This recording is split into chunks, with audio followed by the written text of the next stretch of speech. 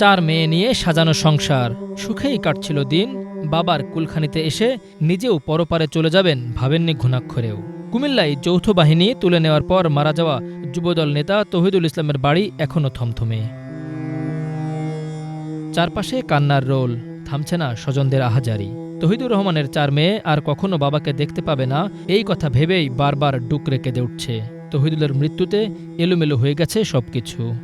আমরা 2 বোনই ঘুমাচ্ছিলাম, হঠাৎ আম্মু ডাকছে, তখন ফজর আজান দিচ্ছিল, বলছে নামাজ পড়তে, তখন কান্না করে বলতেছিল আর্মিরা নাকি আব্বুকে ধরে নিয়ে গেছে। আমরা এর থেকে বেশি কিছুই দেখিনি।